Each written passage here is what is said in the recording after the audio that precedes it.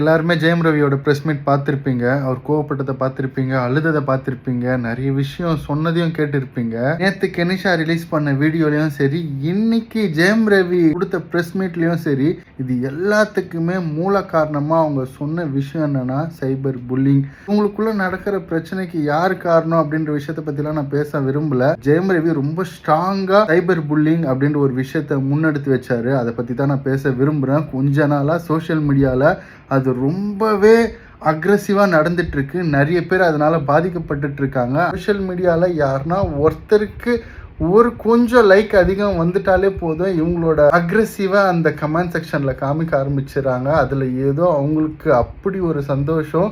இவங்களோட அற்ப சந்தோஷத்தினால நிறைய பேர் எவ்வளோ சைக்கலாஜிக்கலாக பாதிக்கிறாங்க, எவ்வளோ கஷ்டப்படுறாங்க அப்படின்றத நம்ம இன்னைக்கு ஜெயம் ரவியோட வீடியோ மூலியமா நம்ம பார்க்க முடியுது. எவ்வளோ தான் நிறைய இன்ஃப்ளூயன்சர் பேட் கமெண்ட்ஸை பார்த்துட்டு நான் கண்டுக்கவே மாட்டேன், பேட் கமெண்ட்ஸ் என்னை அஃபெக்டே பண்ணாதுன்னு சொன்னாலுமே அது உண்மையே கிடையாது. பேட் கமெண்ட்ஸ் எல்லாரையுமே அஃபெக்ட் பண்ணும். ஏன் கெனிஷாவே கொஞ்ச நாளைக்கு முன்னாடி கொடுத்த இன்டர்வியூவில், நானே ஒரு ஹீலர் தெரபிஸ்ட், என்னோட வீடியோ கீழே வர பேட் கமெண்ட்ஸுக்கெல்லாம் நான் ரியாக்ட் பண்ண மாட்டேன், அவங்க யார் மேலேயோ இருக்க கோவத்தை ஏதோ கமெண்ட் செக்ஷனில் காமிக்கிறாங்க, அதை அப்படியே அவாய்ட் பண்ணிடுவேன்னு சொன்ன ஆளு தான் நேற்று நிஷா ஏதோ ஒரு கமெண்ட்டுக்காக அவ்வளோ ஃப்ரெஸ்ட்ரேட் ஆகிட்டு இந்த ஊரை விட்டு போயிருக்காங்க. இந்த பேட் கமெண்ட்ஸ்க்கெலாம் நான் ரியாக்ட் பண்ண மாட்டேன்னு சொல்கிறதெல்லாம் போய் எல்லாருக்குமே அந்த பேட் கமெண்ட்ஸ் ரொம்பவே பாதிக்கும், ரொம்பவே கஷ்டமாக இருக்கும்.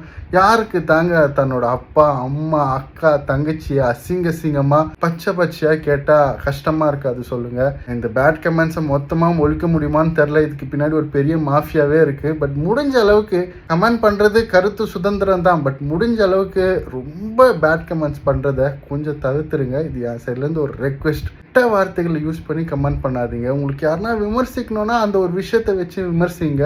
அண்ட் அவங்கள திட்டத்துக்காக தேவையில்லாமல் அவங்க குடும்பத்தையே தகாத முறையில் பேசுகிறீங்க, அதெல்லாம் ரொம்ப தப்பு.